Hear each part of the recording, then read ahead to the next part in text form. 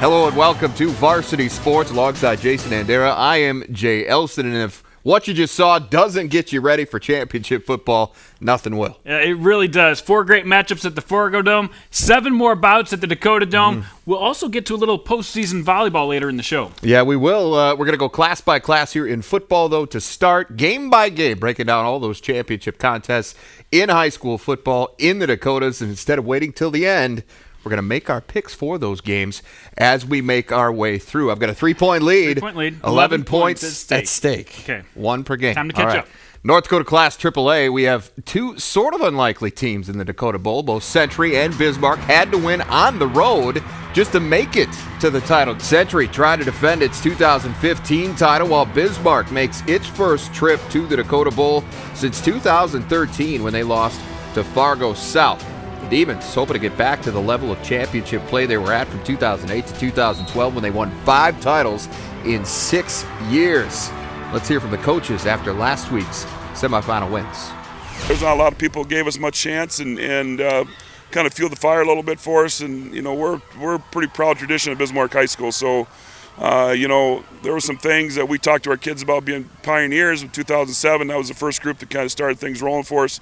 So we said, why not this group? No one thought we could do it, and we're back. I mean, you lose a couple key star players, and everyone automatically thinks that you're not a contender, and we've proven people wrong this year. Well, right now, we're going to be in the state championship. These kids have worked real hard to get there. We're going to have to regroup a little bit and just kind of take inventory of what we have, and we'll be ready come Friday night. All right, let's compare these teams now, Jason. The last meeting between them came back on October 14th. Century won that game 21-13. They led 14-13 heading into the fourth quarter. Jacob Rader cemented that victory with a 4-yard touchdown run. Lucas Butts did run for 140 yards and 2 touchdowns in the loss for the Demons. Olsen and Madler, near identical passing numbers in this game. 14 completions for both. Olsen for 127 yards, while Madler turned in 119. Yeah, it was a very interesting game, very even. And if you look at their season stats, very similar as well. Their points per game, both right around 36 points per game. They've both given up just a couple touchdowns per game. Their passing numbers are very similar. Jacob Olsen's had a good year. Will Madler with a good year. Really, the difference for me is Lucas Butts with 2,000 yards rushing. And on the other side, Century, their running back, Jacob Rader, hasn't had that many carries. So he has a little less yards. Plus, he was hurt in the semifinal game. But I have confidence in that running game for the Patriots because they ran the ball just fine without Jacob Rader. Jacob Olsen picked up a lot of those yards on the field. So I think, all in all, everything considered, Patriots are my pick to win this football game. All right, I like the Patriots as well. And one thing that really impressed me was the fact they went on the road to West Fargo. And I know Bismarck beat Minot twice, which is something that was going to be really hard to do. But West Fargo was so good at home. As good as they were everywhere, they were so good at home. And so going on the road and getting that win, I really like what Century's done. And I still think you look to that Minot loss as the turning point in their season because they've been a different football team since then. I like them to get their second straight AAA title. All right, let's move to Class AA now. We've got a matchup of an unbeaten and an unlikely championship team here. St. Mary's has not been tested. Their closest game this year, an 11-point win in the opener at Shanley. Kindred, on the other hand, coming off a last-second win against Shanley on Saturday.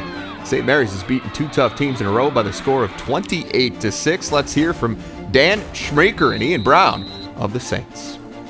Well, defense has allowed us to be good offensively, to be honest with you. We know going into games that our defense is going to limit the scoring, and so that takes some pressure off the offense. But, the offense has played very well, using good field advantage, the field position that the defense gives us. But I think we got great balance between the two. Good defense, don't allow a lot of points. A good offense who is capable of scoring a good number of points. So, good balance. And our special teams played well today, so, very happy. It's fun to be part of a tradition, and it's fun to be part of something great, and it's fun to work for it too. You start freshman year, you always want to go to the state championship. Just really excited to get out there and play finally. That's our goal. It was a terrible loss against Beulah. I felt terrible, and I really wanted to go out and prove myself my senior year, so it felt great to finally get there. All right, let's take a closer look at this matchup now. These two did not face each other last year. In fact, the last meeting, Halloween in the 2015 quarterfinal. St. Mary's rolled in that game 53-0. A lot of the same players here, but not much in common in terms of the level of play we've seen. Yeah, the Kindred has grown up. They were a very young team last year. This year got a lot of help from their senior class, including their quarterback, Ethan Lingen, who has taken maybe more of a step up than any other player in this class. He has completed over 2,000 yards worth of passing this season with 23 touchdowns, and they really use that passing game to beat Shanley. It's going to be an important ingredient again against the Saints, who play such good defense. You just heard Coach Schmeeker talk about how their defense sets up their offense. It is so true. They get so many points from field position from that defense.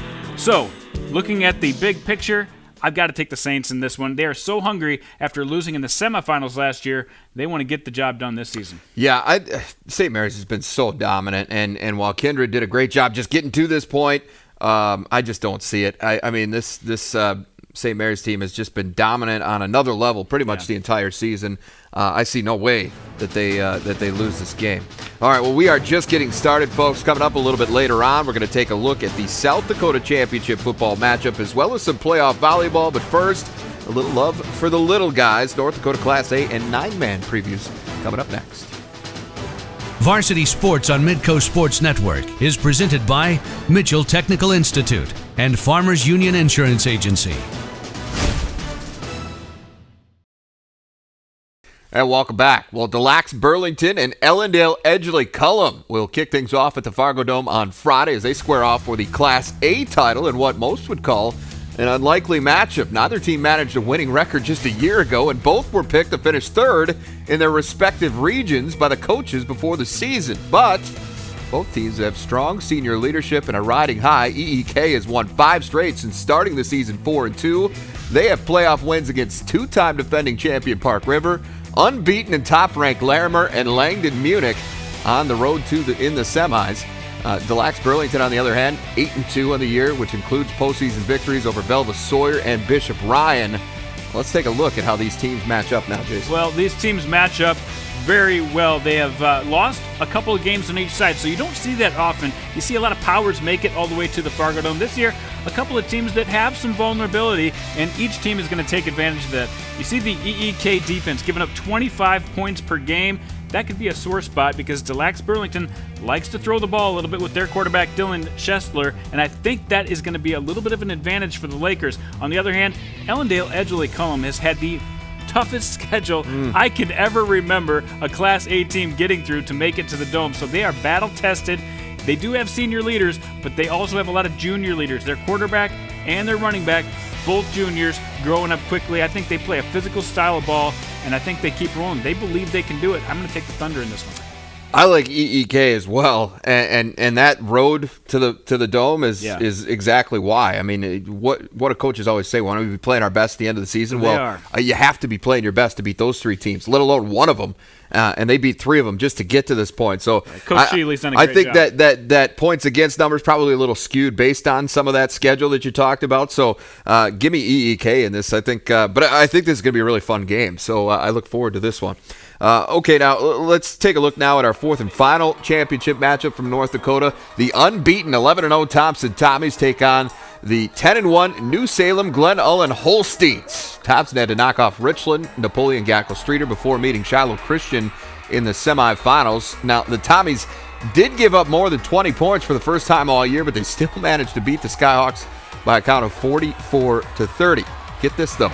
New Salem Glen Ullin's only loss of the year came to Shiloh Christian in their season opener. Since then, though, all they've done is reel off 10 straight. A big difference for me is Thompson got Shiloh Christian in the last game of the year.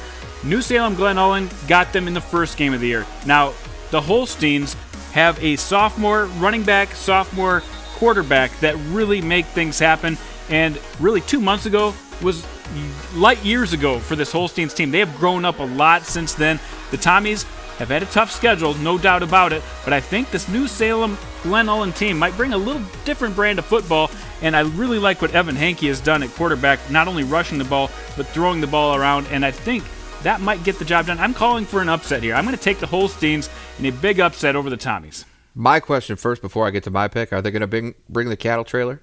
I haven't not heard, but that is awesome. It is. That they truck them in that way. I disagree wholeheartedly. I think Thompson gets the win here. This is a team that's been awfully dominant this season and most of last season, to be honest. They came up short, obviously, in the playoffs, but I don't think they're going to let that happen again. I like the Tommies. I think they're going to get They've got the star power, that's for sure. They do. All right, well, so stay tuned, folks. Almost twice the championship fun coming up in South Dakota this weekend. 7 total trophies, 4 of them alone in 11-man football. We're going to set the stage for those matchups when Varsity Sports returns.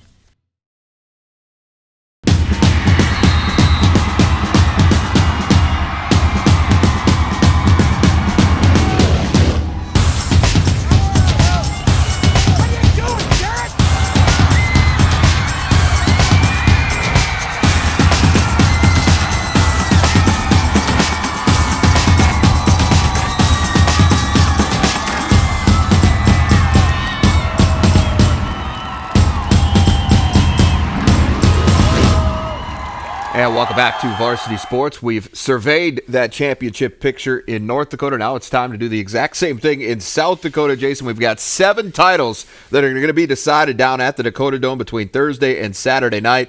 Let's take them in order, shall we, in terms of biggest to smallest. Okay, let's do that. So we'll go 11 AAA first. Of course, this is a matchup, I think, generating a lot of excitement based on what happened in the semifinals. Brandon Valley upsets Roosevelt to get a rematch with Washington. You know what? Brandon Valley lost 3 games this year to all the Sioux Falls teams, but are truly playing their best. And I really think they've saved a lot of that playbook for this time of the year. Chad Garrow's done a magnificent job of really developing that playbook and getting the passing plays in order and ready for the playoffs. And they really unleashed some offense, got some big scores on defense, which they've done over the past month now. They're a dangerous team. This is the team I think Washington does not want to play. On the other hand, Washington has been unbelievable, scoring at least 5 touchdowns in every game except for that game that they played against Brandon Valley earlier this season. So, with everything considered, I think we've got 2 dynamite teams, 2 dynamite quarterbacks. I still got to take Washington in this one. They just have too many weapons and too many different positions. I think they get it done. The X factor for me, Wickersham. The injury to him, the fact that he's not going to be able to play, the fact that he's their best defender, the Lynx' best defender, scares me a little bit for them. I was really thinking hard about taking Brandon Valley, and I just couldn't do it because Washington, obviously a very good team. They beat him with him, and without him, I think it's going to be tough for BV to, even because when Roosevelt got back into that game, that was after he got hurt last week, and so that scares me a little bit for Brandon Valley. I think Washington does end up getting the victory on Saturday night. All right, in Class 11 AA, a matchup that, as the weeks wore on, it became pretty evident that this is what we were going to see, and it was just a matter of these teams executing to get to this point, and that's exactly what they did. Harrisburg and Mitchell. I was lucky enough to watch these 2 teams square off, but again, it feels like light years away. It was back in the opening week, and in that game, Mitchell really did dominate the first half of that football game physically, but weren't able to punch in the touchdowns, and that cost him in the second half when Hunter Headley hooked up with Justice Clayton a couple times. I think we're going to have the same type of thing happen here, where they're going to lock horns physically in this one. Negebauer was held to as few yards as he's gotten all year. Still got a long touchdown run, but the Tigers were able to contain him. I think if they contain him and get some big plays out of their passing game, which Hunter Headley has shown he can do over the last 2 weeks, I think the Tigers, with the worst record, get the, I don't know if you call it an upset, but get the narrow victory over the Colonels. You can't sleep on Jack Anderson. Spencer Negebauer, rightfully so, gets a lot of attention because of his record-setting season. I mean, this guy's put up just unbelievable numbers. But Jack Anderson, there's nothing wrong with this guy. This guy can really play as well, right? Fun to watch. And plus, you look at that defense for Harrisburg, and it's awful salty. But I think Mitchell's just rolling to a point. I think Harrisburg's offense has really come alive in the postseason. Yeah. Mitchell's offense has been there for most of the year, except for maybe that Harrisburg game, and maybe 1 or other 2 weeks that they weren't at their best. At least, yeah. But and they'll run the ball. They ran the ball 50 out of 53 plays the Colonels did last week. Right. They're going to run the ball. The only thing with both of them is you have to consider who they played, right? Because these, as we said, these teams really emerged as the clear front runners in the class, and so until they play each other, we don't really know what we've got, right? And so, I was, either way, I'm right up in the middle of the air, but just in the interest of competition, I'm going to go Mitchell. All right. Thank you, Jay.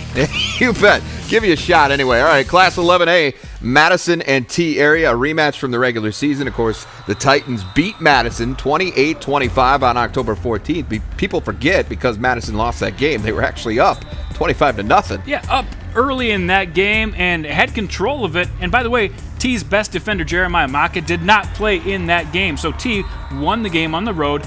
We're down by 25. You really couldn't ask for a more hostile environment to come back and win.